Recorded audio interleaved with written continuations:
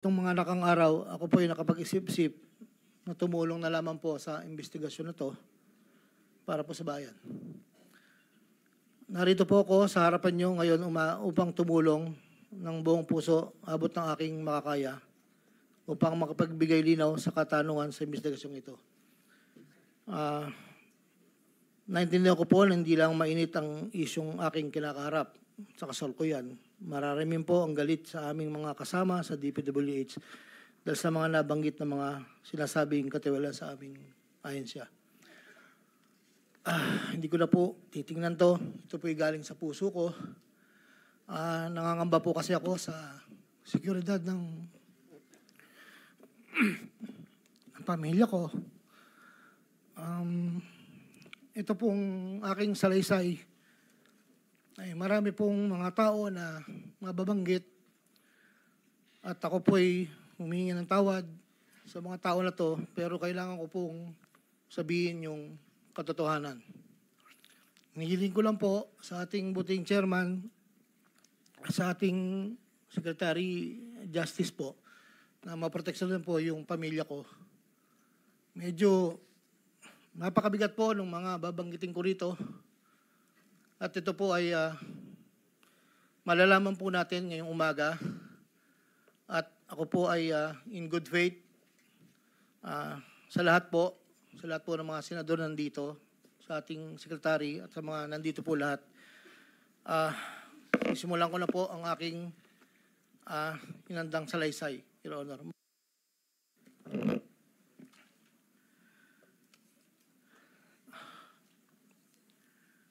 Sa akin pong boss, na nabanggit po nung nakarang hearing ng aming kasama, Undersecretary Roberto Bernardo po. Una ko pong nakilala si Yusek Bernardo taong 1997. Kami po ay magkasama sa Los Baños po. Hanggang dumating po ang panahon na ako po ay na-appoint na District Engineer sa Bulacan. Sa taong 2022, nagsimula pong magbaba ng pondo sa akin si Yusek Bernardo. Nandito po ang detalye kung ilan po at magkano. Ito po, ang unang taon po, 2022 ay 350 million po. Ang kasunduan po ay 25% po para sa proponent. At ako po, o yung driver ko po minsan ang nagdi-deliver po sa kanya. Noong 2023 po, meron na rin po mga bumaba. Dito po, naka-specify po lahat kung ang titulo, ang title po ng project, amount, at kabuang ibinaba po ng aking boss. Ang iba pong sistema, sa simula po ay nagpapabigay po ng pauna lang pong 10% pag po lumabas na po sa pag-NEP po. Tapos po, ang kabuuan po ay paglabas po ng GAA. Pag po sa GAA, may lumabas na wala po sa NEP, ibig sabihin po nun, maaari pong, hindi ko lang po alam procedure, maaari pong sa BICAM po yun pumasok.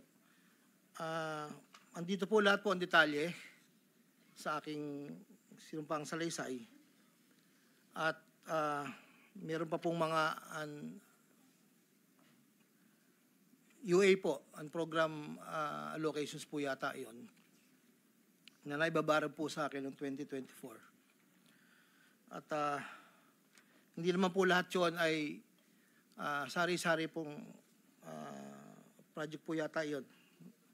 2.85 billion po.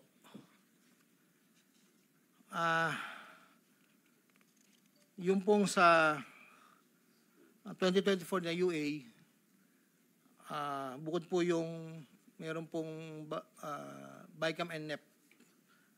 Nandito po lahat po ang detalye. Ito lang po kasi yung record na nakuha ko po sa sariling file ko po. At yun po ay meron pong portion doon na merong 30%, meron pong 25%. Depende po sa proyekto. Ang huli po ay itong 2025. Mayroong halagang 2.55 billion po. 1.65 sa NEP at 900 million sa GAA. At ganoon din po ang sinabi niya sa akin sa proponent po. Doon po sa sinasabi na meron daw pong ang ating Senator Jinggoy Estrada na di umano'y meron pong sa listahan na pinakita po noong nakarang hearing. Yun po, ako po ang nagpasa ng listing po kay Yusek Bernardo. At ang sabi niya po ay meron ka pa bang kailangan na worth 355, ilan daw po yung natitira. So ako po ay nagpasa ng listahan sa kanya. Ang pagkakabanggit lang po sa akin ay meron pang extra si SJE. So nung lumabas po iyon, sa kanya ko rin po binigay, pero wala po akong direct na komunikasyon kay Senator Estrada at wala rin po akong, hindi po ako ang nagdadala, wala po kaming, hindi ko po nakakaharap Senator Jinggoy po. Si Yusek Bernardo lang po ang kausap ko. Doon naman po sa nasabi nung nakarang hearing po about the 600 million kay Senator Joel po. Ang totoo po noon, yun po ay multipurpose building. Ang request niya po talaga. Dahil hindi naman po na ma-accommodate nung nire-report ko po sa kay Yusek na hindi po ma-accommodate yung request. Nagkaroon po ng idea, kaming dalawa po ni Yusek Bernardo na tapatan na lang kung sa kwentahan lang po na ang proponent ganito, parang daw po mapagbigyan. So, nagpasa po ako ng listahan without the knowledge of Senator Joel. So, lumabas po yung pondo, I think, UA po. So, hindi po alam ni Sen na yun po ang pinalit namin sa multipurpose building. Wala pong alam si Senator Joel. So, yung binanggit po na mayroon pong 25%, ako po ang at si Yusek Bernardo ang nag-usap na gano'n na lang ang gawin para daw po matapatan man lang yung 1.5 B na request po. Inayos ko po lahat yun at dinala ko po sa tauhan lang po ni Senator Joel somewhere in Bukawi po. Ang sabi ko po sa kanya, baka pwede, pakibigay mo lang to kay boss. Tulong ko to, kung ano man ang future na plano niya, yun po ay tulong ko. Pero hindi niya po alam na doon ko po kinuha sa flood control po. Ang pangapat po,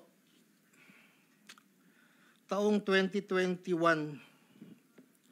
nakilala ko po si Congressman Saldico. Sa pamamagitan din po ng numero po, binigay lang po sa akin ni Yusek Bernardo. Hindi ko lang po nilagay. Kasi po hindi naman po kasama siya nung kami nagkita sa Shangri-La, BGC. That was 2021 po. Ang unang usapan po namin ay susubukan pong makapagbaba ng pondo kung pwede po sa distrito ko. Taong 2022 po, unang bumaba po ay nagkakahalaga ng, tanda ko po, nandito po sa record, ay 519 po ang pagkakatanda ko po. After po noon, 2022, so yung 519 po, ang... Excuse me, engineer, para mas maliwanag, basahin mo na lang yung sinumpang salaysay mo para hindi ka naliligaw. Opo. Para wala na o-omit, wala na dadagdag, mag-stick ka doon sa sinasabi mong Yes po. sinumpang salaysay. Ito po. Simulan mo na lang doon Saldi sa simula. Oh. Basahin mo na lang ng dahan-dahan. Noong Agosto o Setyembre 2021, nagkakilala kami ni Congressman Saldico. Hindi, simulan mo sa simula mo na yung sa simula, nung gist ng iyong salaysay. Yes, Huwag po. na yung opening. Una kong nakilala si Undersecretary Roberto Bernardo. Nagkasama kami sa Laguna. Na-promote siya ng nag-promote siya hanggang Undersecretary. Si Yusek Bernardo ang tumulong sa akin para may talaga ako bilang District Engineer sa Bulacan First DO noong 2019, panahon ng Secretary ng DPWH si Secretary Mark Villar. Nung panahon na yun, ang tanda ko po, Undersecretary for Operations sa Visayas, si Yusek Bernardo. Taong 2022, na magsimulang magbaba ng pondo sa aking DO, si Yusek Bernardo, ang kasunduan ay 25% para sa proponent. Ang proyekto ayon kay Yusek Bernardo, ang kabuuan ng mga proyektong naibaba ni Yusek Bernardo sa aking DO ay nagkakahalaga ng 350 million na sumusunod. Nandito po. Noong 2023, ang kabuuan ng mga proyekto na ibaba ni Yusek Bernardo sa aking DO ay halagang 710 million. Mula sa halagang ito, 450 million ang pumasok sa NEP, 260 naman po ang sa GAA. Ang para sa proponent, 25% po, at may advance ito na 5 to 15 na kalimitang hinihingi ni Yusek Bernardo kapag ganap na ang NEP, base sa pagdinig sa Kamera del Representante. Samantala, ang pondong na BICAM ay may advance payment na 5 to 10 na kalimitang hinihingi matapos ang deliberasyon ng BICAM at ang balansa ay babayaran pagbuo paglabas ng GAA. Ang detalye ng mga proyekto ay nandito po. Noong taong 2024, may kabuuang pondo na 3.3 billion, 150 sa NEP, 300 million sa GAA, 2.85 sa UA. Nung naipababa ni Yusek Bernardo sa aking DO, muling nagpatuloy ang 25% na bayad sa proponent ng mga proyekting ito na binibigay ko kay Yusek Bernardo. Tulad ng 2023, ang usapan ay mayroon ding advance payment, depende na lamang kung ito NEP o GAA.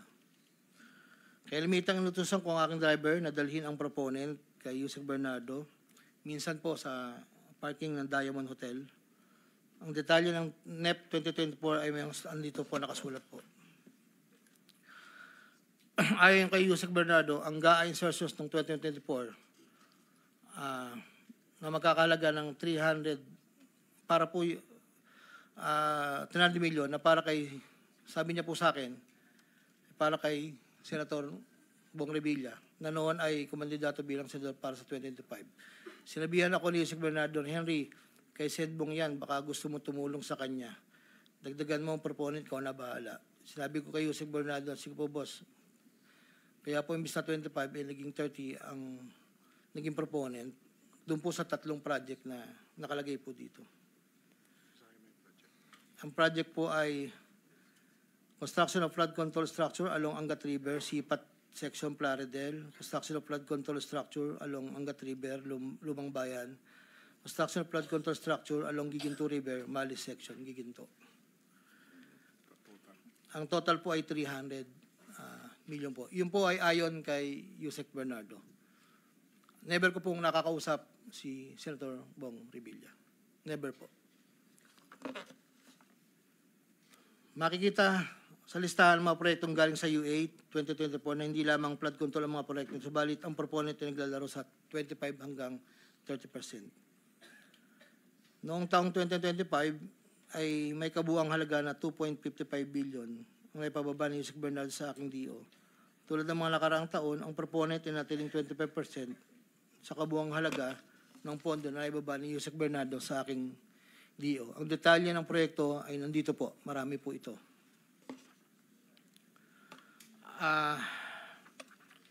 Taong 2022, yun nga po, nabanggit ko kanina, humiling si Senator Joel Villanueva ng proyektong multipurpose building, ikakalaga ng 1.5B. Sa halagang 1.5B ay 600 million lamang ang napagbigyan na pondo para sa multipurpose building. Hindi po ito napagbigyan, kaya napilitan kaming gumawa ng paraan ni Yusek Bernardo. Hindi humingi ng partikular na proyekto o porsyento si Senator Joel, pero inutos ni Yusek Bernardo na bigyan na lamang ng proyekto na may katumbas na 150 million na proponent. Dahil dito, nabigyan si Senator Joel ng proyektong unprogrammed operations ng 2023 nagkakalaga ng 600 million na pawang mga flood control ng mga proyekto at kung saan susumahin na 25% ng proponent ay may halaga na 150 million. Hindi alam ni Senator Joel na flood control ang mga proyektong nailan sa kanya dahil ang aking pagkakalam ay ayaw po ni Senator Joel ang project na flood control. Ang halagang 150 million dila ko sa rest house sa Barangay Igulot, Bukay, Bulacan na iniiwan ko po sa tao niya na ang nagangalan lang pong Peng. Sinabi ko kay Peng na pakibigay na lang kay boss, tulong lamang yan para sa future na plano niya. Hindi po nila alam na doon galing yon sa flood control. Matapos po na hindi na po kami nagkausap. Sa kay Senator Jinggoy naman po, sa pagkakatanda ko, nasa 2024 budget hearing kami sa Senado. Kasama ko si Yusek Bernardo. Sa pagitan ng alas 9 hanggang alas 10 ng gabi, habang kami naghihintay, tinanong ako ni Yusek Bernardo kung meron pa akong gustong lagyan at meron pang available na 355 si SJE. Ayon po kay Yusek Bernardo. Sabi ko po, boss, meron naman. Sagot ni Yusek Bernardo sa akin na ipasok ko agad sa kanyang listahan ng oras na yon. Agad-agad po akong nagpagawa ng listahan sa staff ko at sa loob ng 10 to 15 minutes, pinasa ko na po ang listahan kay Yusek Bernardo. Ito po ang listahan ng mga proyekto na banggit. Ito po ay puro pumping station po with floodgates. Ito po ay phase 3 dahil may nauna na pong phase 1, phase 2. Ito po ay 7 project. Meron pong 360 million, isang 45, isang 50, dalawang 40 million na may kabuang 355. Ang proponent po nito ay 25% at binigay ko yung Yusek Bernardo kasama ang may iba pang proponent ng mga pondong biniba niya sa akin para sa taong 2025. Wala po akong direktang transaksyon o direktang pakipag-ugnayan kay Senator Jinggoy. Pang-apat, Congressman Elsaldi ko. Noong August 20 o September 2021, nagkakilala kami ni Congressman Saldico sa isang pagtitipon meeting sa Shangri-La, Bonifacio. Doon ay napag-usapan namin ang plano ni Kong Saldi na sumubok na magbaba ng pondo papunta sa aking distrito para sa iba't ibang proyekto. Pagkalipas ng higit kumulang na isang buwan mula sa aming unang pagkikita, ako ay nagpasa sa kanyang listahan ng mga proyekto na may kaugnayan sa flood control at ang mga proyekto ito ay lumabas sa General Appropriations Act of 2022 na nagkakahalaga ng, andito po, 1, 2, 3, 4, 5, 6, 6 na proyekto po ito. At ang pagkakatanda ko po ito ay 519 million, ang una po. Sa pagitan ng 4 na taon, mula 2022 hanggang 2025, naging tagapagtaguyod si Kong Saldi ng mga proyekto sa Bulacan First. May higit kumulang 426 na proyekto. Ang kabuang halaga ng proyekto na ito, ayon po sa nalakap kong record, ay hindi bababa sa 35 billion, 24 million pesos. Million or billion? Billion, Your Honor. Andito po yung summary. Pwede ko pong state, Your Honor. Go ahead. Sa taong 2022, yun po yung una, bycam lang po ito ayon sa record ko po. 519 million. Sa 2023, 5 billion 790 sa NEP, 3 billion 250 sa bycam, at 3 billion 890 sa UA. 2024, 5.8 billion sa NEP, sa BICAM 5.084, sa UA 3.306. Sa 2024, nagkakalaga po ng total na 14 billion 190, sa 2023, 12 billion, sa 2022, 519. Noong pong 2025 ay 7 billion 385 na lang po sa NEP. Wala na pong kasunod. Sa bawat proyekto na pinapasok ni Kong Saldi, meron akong binigay na obligasyon sa kanya para sa pondo base sa aming kasunduan. Noong 2022, ang kaniyang hinihingi na budget sa bawat proyekto ay 20% lamang po. Noong 2022. Kung makikita niyo po, Your Honor, isasabay ko na rin po ito, na yung larawan po nandun po sa, kasama po ako, na nakatayo, yung opisina, yun po yung 20% po na 2022 inaayos po namin doon sa litrato po. Subalit nung taong 2023 hanggang 2025, ito tumaas ng porsyento ng 25% po. Ang pag-abot ng porsyento para kay Kong Saldi sa bawat proyekto ay kadalasang hindi isang baksakan. Ito rin ay nakadepende kung paano na ipasok o na-insert. Kapag ang proyekto ay napasok sa NEP, ang unang 10% ay agarang binibigay ko kay Kong Saldi. Habang ang balanse na 15% ay paglabas na po ng GAA within 1 to 2 months. Iniipon ko muna po yan bago po ipadala sa kanya. Kapag ang proyekto naman ay naipasok ng Kong Saldi sa BICAM, ang unang 10% ay binabayad sa kanya matapos lumabas ang GAA at ang balancing 15% ay binibigay makalipas ng 2 buwan mula nang maaprubahan ng GAA. Pero kapag proyekto ay naipasok gamit ang UA, ang 25% ay agarang iniipon ko pat ibinibigay kay Kong Saldi. Ang pambayad para kay Kong Saldi ay nanggaling sa mga advances mula sa kontratista, pero hindi na alam ng mga kontratista kung para kanino ang advance na yon. Ang pera na nakalaan para kay Kong Saldi ay dinadala sa akin. Ako naman po ang nagdadala o naghahatid na hinihinging porsyento ng Kong Saldi sa iba't ibang tao niya. Hindi ko po siya na-meet during pagdadala. Ang tao niya po ay may alias lang Paul at Mark. Dahil sila po yung nag-message po sa akin through Viber, disappearing message po iyon, na doon ko po dadalhin. May isa o 2 beses na dinala ko sa parking lot ng Shangri-La Hotel, Bonifacio Global City, ang porsyento ni Kong Saldi. Paminsan-minsan man, inahatid ko ito sa kanyang bahay sa Ladybug Street, Valle Verde 6, Pasig City. Mula Ortigas po, kakaliwa ka, stoplight, may gate kakanan, kakaliwa, kakanan, makikita na po yung bahay. Minsan po, inuutos ko lang po, minsan po ako po ang nagbababa. May tao lang pong tatanggap, tapos po, iiwalan ko na po. Dinagdag ko na dahil lumulobo ang pondo ng Bulacan, napag-usapan namin kong Saldi na kung meron akong pwedeng mapagbabaan sa iba't ibang district engineering office. Nang dahil dito, noong 2020 hanggang 2025, nagbaba si Kong Saldi sa sumusunod. Bulacan 2nd, 573 million. Tarlac 1st, 2023, 1.350. Sa 2024, sa UA, 1.650. Tarlac 2nd, 925. Tapos 2024, 1.025 billion. Pampanga, sa 2023, 1.125 billion. 2024, 75 million lang po. Wala pong alam yung mga tao doon na DE. Ako lang po ang kausap nila. Hindi po alam nila yun ay kay Kong Saldi. Dahil ako lang po, hindi ko po pwedeng sabihin kung saan nanggagaling. Ito po, ang mga iba naman pong nagbababa ay nakilala ko ang kumpanyang Pearlstar. Ngunit kahit pamilyar ako sa Pearlstar, hindi ko kilala ang may-ari nito. Naging tauhan ng Pearlstar ang kilala ko na MK. Na-meet ko po siya sa district. Meron po siyang project na isang tulay na inabutan ko before. Sa pagkakalam ko, si MK ay anak ng may-ari ng Pearlstar.